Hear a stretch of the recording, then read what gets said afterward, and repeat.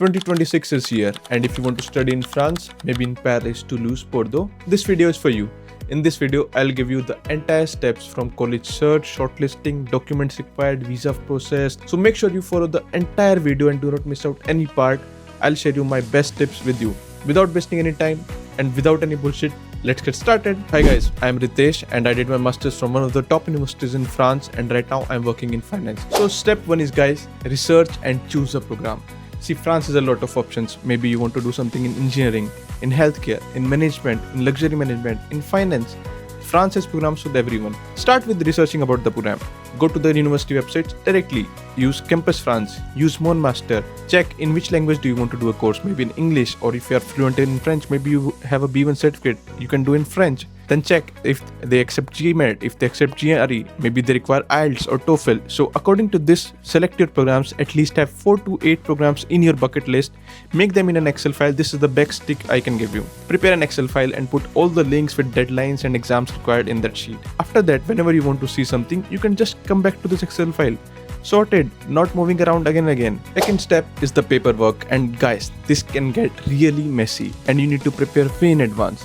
So first of all, I have noted all the documents you need in my laptop, so I will use it to help you guys. First, your passport, it should be valid more than 12 months. Your degree certificates, mark sheets and transcripts. In some universities like Delhi University, when I applied, transcripts and mark sheets were a different thing, so you needed to apply for a transcript. Make sure you have that before even applying. Secondly, you need to have 2 to 3 recommendation letters at minimum from your professor so that you can have a nice reference to your application support. Then you need to have a SOP, a CV, and I have already made videos on this. You can check them here.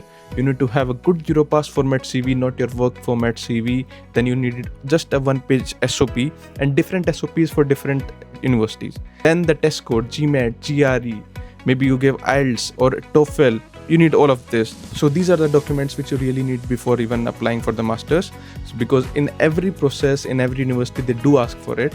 And my personal advice in the step 2 is like, make sure that you just name it, maybe like Ritesh SOP, Ritesh CV, Ritesh transcript, so that it's easy for the university and it's also easy for you to come back and make them sorted. Comes the step 3, which is applying to the universities. So guys, public universities and private universities, they follow a different procedure. Public universities, unfortunately, abhi ke liye there is no more applications through Campus France or Études on France. Maybe, but there are a lot of universities which have their own portals. Which, for example, if you want to check any portals, just type University Paris-Saclay e-candidate portal. This is the portal directly for applications to that university. Use that and maybe you can still get the admissions. Then for private universities, it's always the business schools which have their own portals and you have to go to their portals. Sometimes they have an application fee, sometimes they do not have an application fee, and they can also give you a waiver of the application fee. Use that portal and apply for it. Upload all the documents we discussed in step 2 and make a different SOP, and it should not be a ChatGPT generated SOP. Use your efforts, write simple English, clear words with clarity what you want to do, and that's it. This is step 3. So guys, for the students who have just started their application for the September 2026 intake, these things can get really messy, and that's why we have an alumni mentored platform called EcoleMentor who can help you with your accommodation, your visa, your applications, and even cultural preparations before even you go to France. What's the catch? Nothing. This is absolutely free for students, as they do not charge you, but the partner schools or the universities, they pay them, so it's totally free for you. So guys, this is like just having an extra mentor always with you, but the catch, without paying any fees, because it's free for you. Go and check them out now. The link is in the description, and let me get to the 4th point. So step 4 in the process is accept the admission and pay the admission fees. So you have applied to 4 to 8 applications and maybe more. So for sure there will be some applications or universities which will be rejected and a lot of them will be accepted. As soon as you get the email, don't be happy. Now of course be happy, but as soon as you get it, go to the university portal and accept it, then pay some booking amount, and this depends on university to university. Maybe they ask for 10%, 50%, or maybe you want to pay in full. So just do that and make sure that you have all the screenshots of the bank statements of the transactions, because sometimes guys the transaction fails or there can be some other issues related to it, and having a transaction or a proof of payment really helps. So keep that in mind. And now let's go to the next step. So the step number 5, which is you're applying for a French student visa. As soon as you get your admission letter, go to Campus France website and make your student file. In that file you will use it and you will make a processing fee. Normally I think it's around 10 to 15,000. Then you go for a Campus France interview, and in this interview they ask you why you choose this France, why you choose this university, your career goals, and just normal level questions. After that you get a Campus France NOC, and this NOC will be used in the next process, which is the VFS.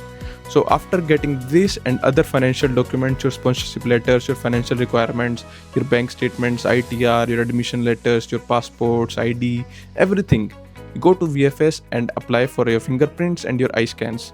So as soon as you are done with that, you just wait, and the next step is receiving your visa. So normally the Delhi VFS was very fast. I received my visa in 2 days, but maybe it's different for different VFS. In 1 to 4 weeks you should have your visa ready. If there is no issue, then it's okay. Otherwise they will send you a letter and maybe you need to apply again, or you can re-appeal for it. You made it to the last. Now some final pieces of advice from my side, from my heart. See guys, this is a long process and sometimes this can be really hectic.